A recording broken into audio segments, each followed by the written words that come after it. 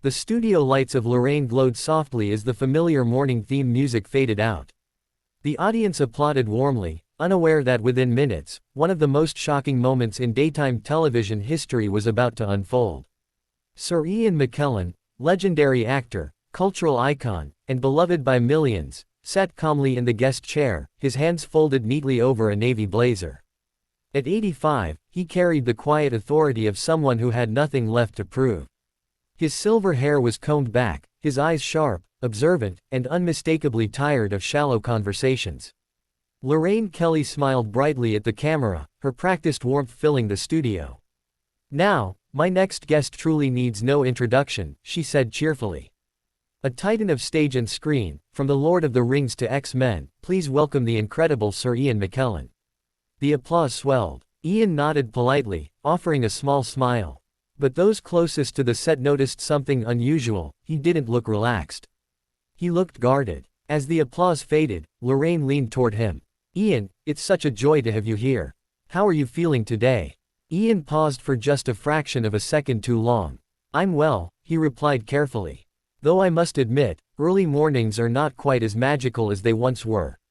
The audience chuckled. Lorraine laughed too, but something in his tone felt restrained. She moved smoothly into familiar territory: his long career, his impact on theater, his legacy. "You've inspired generations," she said. "Do you ever sit back and think, I've done enough?" Ian tilted his head. "No," he said simply. "Artists don't stop because they've done enough. They stop when they're no longer allowed to speak honestly." Lorraine blinked. "Well," she laughed lightly, "that's a strong way to put it." The producers shifted in the control room. Lorraine continued, unfazed. "You've also been very outspoken in recent years, Ian, about politics, culture, and the direction the industry is taking. Some people say—" Ian raised a finger. "Some people say many things," he interrupted, his voice still calm, but firmer now. "The question is why certain voices are amplified while others are quietly discouraged." A subtle tension crept into the room. Lorraine's smile tightened, though she kept her tone friendly. "Well, this is a morning show," she said playfully. "We don't want to frighten people before they've had their tea." The audience laughed again, but Ian did not. "Perhaps that's part of the problem," he replied. A ripple of murmurs passed through the crowd. Lorraine shifted in her chair. "What do you mean by that?" Ian looked directly at her for the first time. "I mean that difficult conversations are constantly postponed in the name of comfort. Entertainment has become a place where truth is trimmed down to fit between adverts."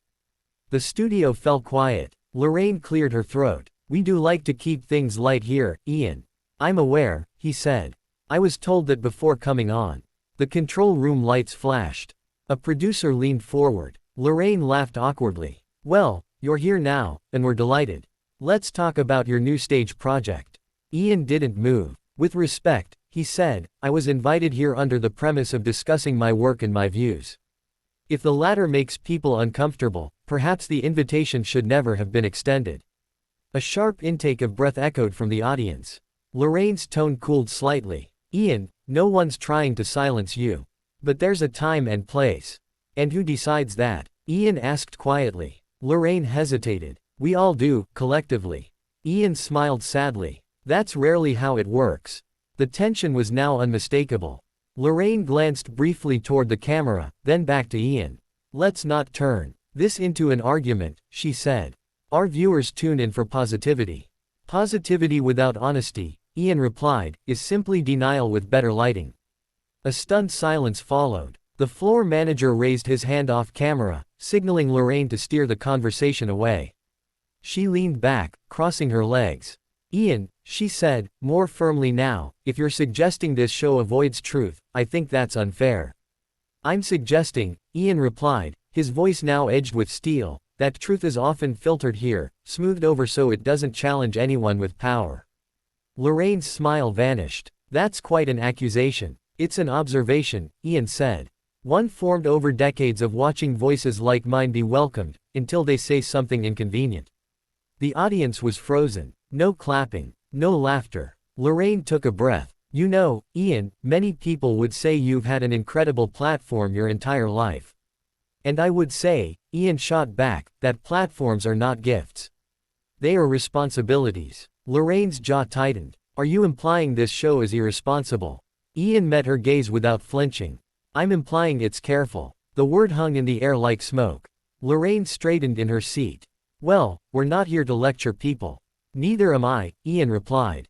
But when every challenging thought is labeled a lecture, ignorance becomes the default. A producer's voice crackled in Lorraine's earpiece. She nodded subtly. Ian, she said, her voice now noticeably colder, we're going to take a short break. Ian raised an eyebrow. Of course, he said. That's usually when the conversation gets interesting. Gasps echoed from the audience. Lorraine forced a smile at the camera. We'll be right back after this. The music played, but the camera didn't cut immediately. In that brief moment, viewers saw something rare. Lorraine leaned toward Ian and whispered sharply, "You're out of line." Ian stood up slowly, adjusting his blazer. "No," he said quietly. "I'm simply not playing along." The screen finally cut to commercials. Behind the scenes, chaos erupted. Producers rushed in. Voices overlapped. "Ian, please sit down. We're live in 60 seconds.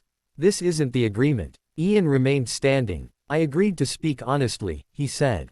"Not politely." Lorraine stood as well. "If you can't respect the format of the show," she said, "then perhaps this interview is over." Ian looked at her, really looked at her. "Then perhaps," he replied, "so is my presence." He removed his microphone. The room went silent. And that was the moment everyone realized. Sir Ian McKellen was about to walk off Lorraine. End of part 1. If you want, I can now write part 2 with the on-air fallout, audience reaction, media backlash, Lorraine's response, and Ian's final statement when the commercials ended. Millions of viewers expected the familiar return to warmth, soft music, reassuring smiles, and a calm reset. Instead, they were met with something no one had prepared for. The camera faded back in on Lorraine Kelly standing alone at the center of the set. The guest chair beside her was empty. A ripple of confusion spread across living rooms throughout the UK. Lorraine adjusted the cue cards in her hand, her smile tense, her eyes betraying irritation she could no longer fully conceal. "Welcome back," she said carefully. "Unfortunately, Sir Ian McKellen has decided to leave the studio." A murmur passed through the audience. Lorraine continued, her tone controlled but defensive. "We always encourage open conversation here on Lorraine, but we also believe in keeping things respectful and appropriate for a morning audience." The words felt rehearsed. Viewers at home could sense it immediately. Behind the scenes, the atmosphere was anything but calm. Ian McKellen walked briskly down the corridor, coat over his arm, his expression unreadable. A young production assistant jogged after him. "Sir Ian, please, can we talk?" Ian stopped and turned. "I've said everything I needed to say," he replied quietly. "The rest would only be theater." "But this will blow up," the assistant said nervously. "Social media, headlines." Ian gave a small, tired smile. "Truth always does." He stepped into his car and disappeared from the studio lot. Inside the control room, producers scrambled. Cut to audience shots. "Get Lorraine a lighter segment. We need damage control, now." Back on air, Lorraine attempted to move on, introducing a cooking segment with forced cheer. But it didn't matter. The moment had already escaped the studio. Within minutes, clips of the confrontation flooded social media. Hashtag Ian McKellen, hashtag Lorraine show, hashtag walkoff. The internet ignited. Some praised Ian as fearless. Finally, someone who refuses to play along. He said what everyone's thinking. Others accused him of arrogance. It's a morning show, not a debate club. He knew the format. But one thing was undeniable. People were watching. By midday, news outlets had picked up the story. Sir Ian McKellen walks off Lorraine after on-air clash. Legendary actor storms off daytime TV. Free speech or ego? McKellen sparks debate. Lorraine's producers issued a brief statement. Lorraine welcomes diverse perspectives but maintains editorial responsibility to its audience. It satisfied no one. That afternoon, Lorraine addressed the incident on her show's official social channels. In a carefully framed video, she spoke calmly. "I've always admired Ian's work," she said. "But live television requires balance. We can't allow any one guest to dominate the conversation or make viewers uncomfortable." The comments section exploded. "You invited him knowing exactly who he is. Uncomfortable doesn't mean wrong. You cut him off because he challenged you." Meanwhile, Ian remained silent. For 24 hours, he said nothing. That silence only fueled speculation. Pundits debated his motives. Talk shows replayed the clip endlessly. Some suggested it was staged. Others claimed it was the most honest moment daytime television had seen in years. Then, the following evening, Ian broke his silence. Not on television. On paper. A letter appeared in a major newspaper, written in Ian McKellen's unmistakable voice. "I did not leave the studio in anger," it began. "I left because conversation had been replaced by containment." The letter went on. "When artists are welcomed only if they remain agreeable, art itself becomes decoration.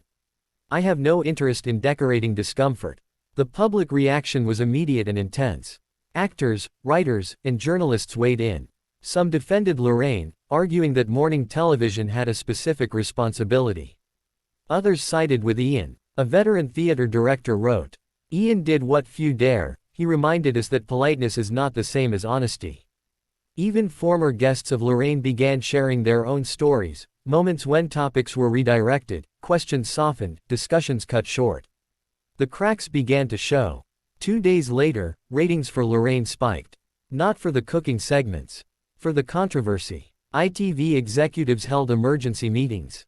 Sponsors called. Publicists panicked. But Lorraine remained publicly firm. In a follow-up interview with another outlet, she said, "I won't apologize for protecting my audience. Sir Ian is entitled to his views, but not at the expense of the show's integrity."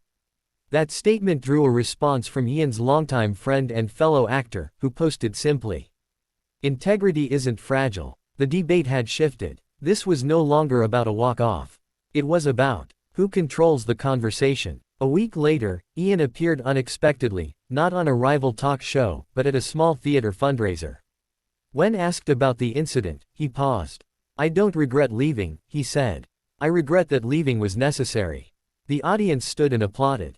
Meanwhile, Lorraine returned to its usual rhythm: celebrity interviews, lifestyle tips, gentle laughter. But something had changed. Viewers noticed the caution, the careful phrasing, the invisible lines guests no longer crossed.